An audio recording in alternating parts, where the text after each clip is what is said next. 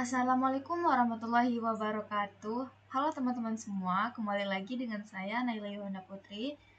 Di sini pada mata kuliah pemrograman framework lanjutan, yaitu saya akan membuat biodata menggunakan React.js.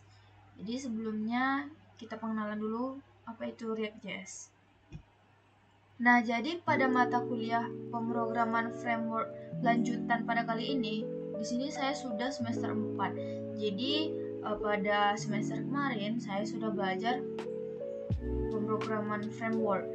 Nah, sekarang yang lanjutannya. Jadi di sini sekarang menggunakan yang namanya React.js. Jadi React.js ini merupakan front-end JavaScript library yang bersifat open source. Jadi ini dengan bantuan Node.js juga. Jadi React.js ini dirancang sebagai UI untuk aplikasi JavaScript nih. Nah, React.js ini bisa kita temui juga pada aplikasi sosmed seperti Facebook, misalnya WhatsApp, Netflix, itu menggunakan React.js. Dan juga pada React.js ini memiliki komponen-komponen. Jadi misalnya ada header, nah itu merupakan komponen. Jadi bukan lagi namanya halaman, tetapi itu termasuk komponen. Oke, langsung saja dengan penjelasan pertama, yaitu menjelaskan alur dari tugas yang saya buat.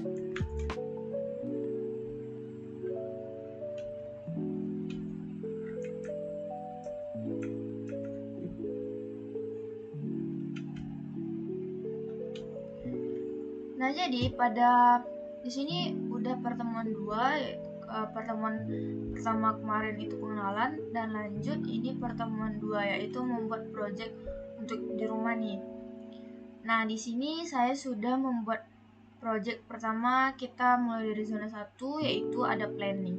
Nah, di sini di planning ini saya sudah membuat project baru yaitu dengan nama Naila Green Void seperti ini.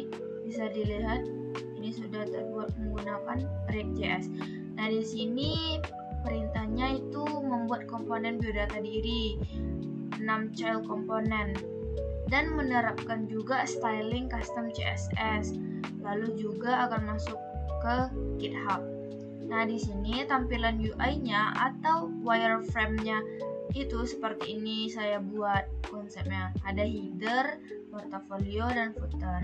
Nah, untuk flowchart-nya sendiri itu juga ada main JSX-nya dan ada masuk ke biodata diri.js. Nah, di biodata diri ini mempunyai 6 child tadi. Nah, di biodata diri inilah yang adanya komponen di sini. Jadi ada 6 komponen, ada avatar, header, skills, portfolio project, akademik, dan footer. Oke, lanjut ke bedah kode. Nah, di sini tentunya ada import untuk import React from React ini untuk memanggil library inti React agar bisa dibikin komponennya. Nah, sementara untuk import custom CSS tentunya pasti untuk menghubungkan file CSS sendiri. Nah, lanjut di sini ada child pertama nih. Jadi ada avatar. Nah, di sini ada cons avatar. Di sini membuat child komponen pertama dengan fungsinya mendeklarasikan komponen sebagai variabel fungsi tetap konstan. Jadi di sini ada avatar dan juga di sini ada foto profil saya. Dan lanjut child keduanya. Nah, lanjut di sini ada komponen header nih. Jadi di sini header ini menerima data dari name yang ada di sini melalui props. Jadi di sini itu cara singkat buat ngambil data dari induknya gitu. Nah, untuk yang child ketiga ini ada komponen skill. Di sini fungsi .map .map yang ada di sini itu untuk menampilkan list dari arraynya. Nah, jadi di sini kan pastinya ada daftar kalian. Nah, buat nampilin isi arraynya tuh secara otomatis, jadi di tag kecil itu. Nah, lanjut ke komponen portfolio project. Di sini ada pastinya project-project yang pernah saya buat gitu, list project. Nah, di sini tuh buat nyimpan data itu dalam bentuk array objek. Jadi fungsi return-nya itu bakal nampilin datanya tuh satu persatu gitu. Nah, lanjut untuk komponen akademik itu untuk nerima data dari NIM. Jadi nerima data dari props NIM ini tadi dan kampus ini. Nah, lanjut untuk footer, tentunya di sini untuk nampilin hak cipta ya, tentunya di bagian bawah portofolio. Nah, inilah parent dari komponen atau yang bisa disebut tuh induk dari semuanya itu. Jadi di sini kita cukup manggil ke 6 child tadi, misalnya ada avatar, header, skill, portfolio project, dan data name dan unit itu bakal mengirim data melalui props ke child 5 tadi, yang kesini tadi. Nah, jadi nyambung gitu. Dan export default itu yang ini, export default ini artinya itu komponen ini tuh bakal jadi menu utama buat dipanggil di file lain seperti itu. Oke. Lanjut. Di sini ada zona 3 itu zona error. Nah, di sini ada error pada nampilin dia tuh, jadi halamannya itu tuh gak nampil, dan ini terjadi karena ada kesalahan pada cons avatar. Jadi saya itu ada salah pengetikan nama avatar. Seharusnya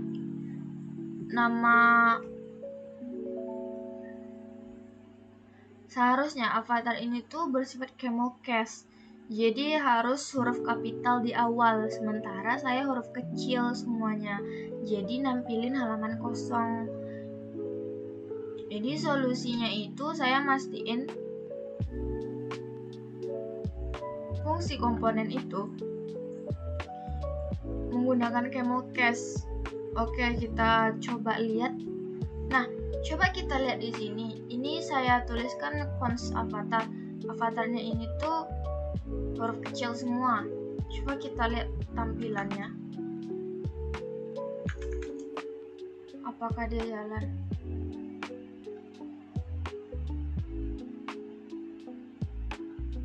Nah, gak nampil kan di sini. Nah, coba kita ubah. Coba saya ubah. A-nya itu jadi huruf kapital.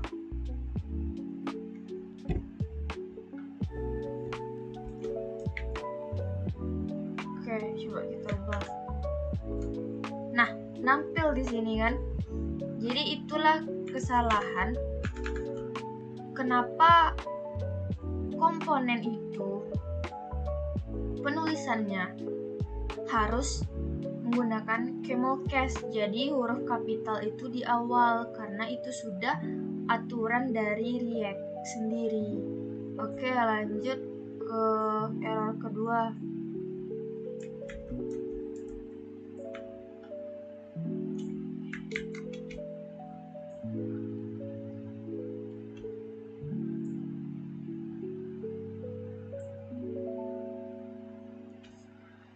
Nah, pada error kedua ini pastinya jadi kesalahan umum ya.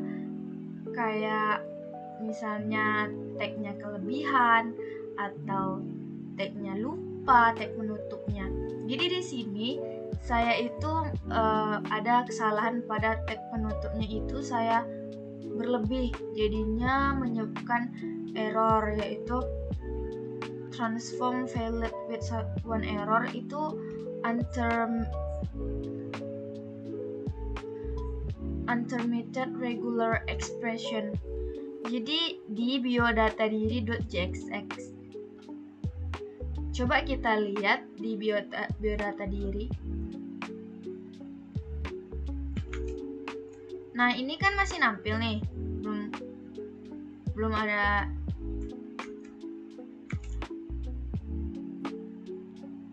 Di sini udah pastinya tahu kesalahannya tuh apa gitu. Di sini juga udah disebutin juga expected gitu kan, expression expected. Jadi kayak kelebihan bagian penutup akhir gitu.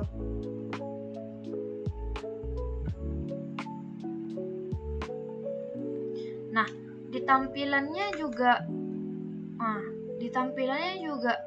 error di sini. Intermittent regular expression.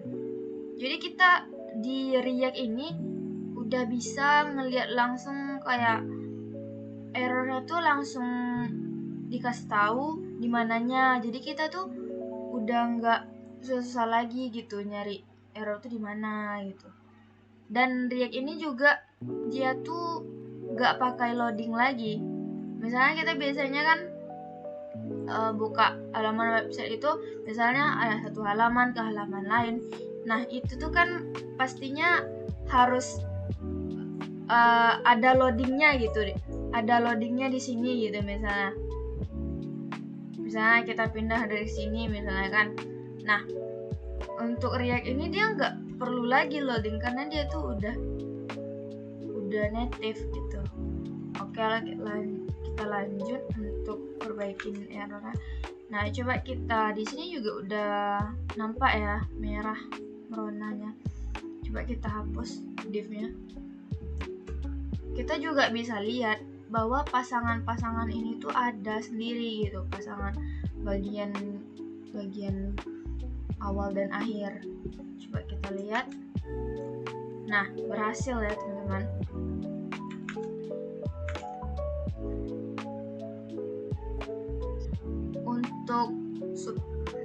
Nah, jadi supaya hal ini tuh nggak terjadi berulang kali tuh kita lihat strukturnya kita.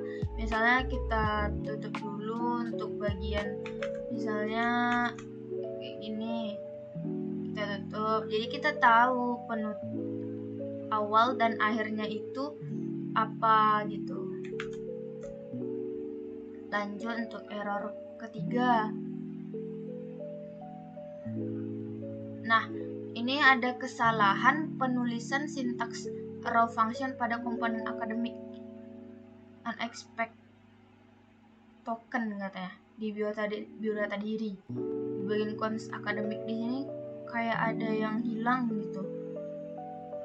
Nah, saya tuh nulisin tanda panah setelah tanda sama dengan tanpa memberikan parameter atau tanda kurung kosong.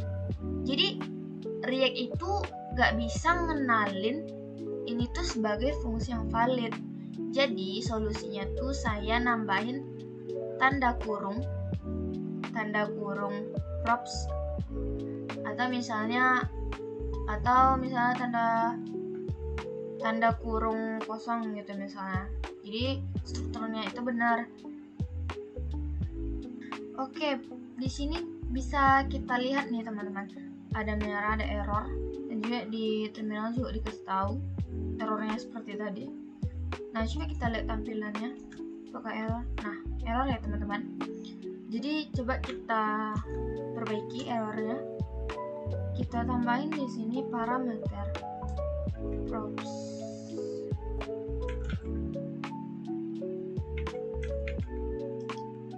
Nah, berhasil. Coba kita lihat tampilannya. Oke, berhasil teman-teman. Jadi pastinya di setiap komponen itu pastinya ada parameter atau misalkan tanda kurung kosong aja deh gitu. Jadi dia tuh React itu ngenalin kalau strukturnya itu jelas gitu. Nah, jadi gunanya props ini tuh itu kayak meneruskan data atau fungsi dari parent itu ke child, jadi dari induk tuh ke anak. Jadi si props ini yang nerusin gitu. Inilah gunanya adanya props ini. Jadi kita tinggal misalnya manggil props.name gitu. Oke, kita coba lihat ini untuk tampilannya. Nah, di sini bagian header tadi nih, teman-teman. Di sini juga ada untuk project. Di sini saya nambahin custom CSS-nya kayak ini, ada hover-hovernya.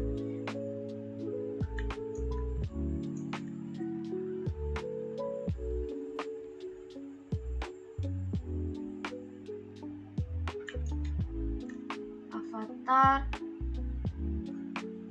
akademik, skill, footernya nih teman-teman.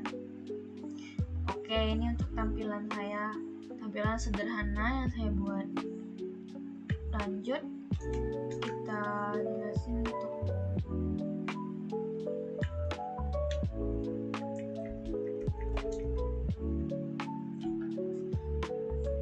nah, lanjut teman-teman, di sini menghubungkan ke GitHub.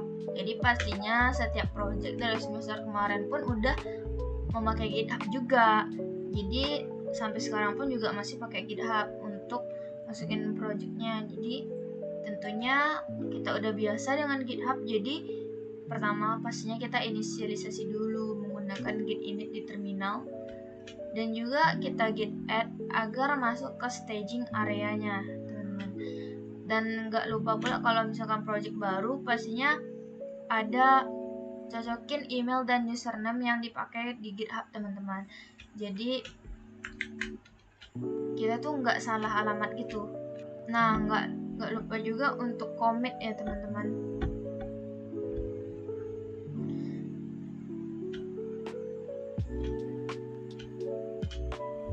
Nah, di sini saya commit dengan nama pfl home. Dan jangan lupa juga, kita kan pasti perlu remote kan, remote dari URL repo ini di GitHub-nya. Nah, di copy dari GitHub-nya dan di remote di terminal. Jadi saya di sini menggunakan cara manual, teman-teman. Nah, di sini langsung saya git push dan berhasil. Boleh kita lihat. Nah, di sini sudah berhasil, teman-teman. Jadi seperti itu. Oke, teman-teman. Sekian pertemuan kedua kali ini untuk membuat biodata diri secara singkat menggunakan 6 child komponen, teman-teman. Oke, sekian dari saya. Terima kasih. Assalamualaikum warahmatullahi wabarakatuh. Sampai jumpa di pertemuan saya selanjutnya.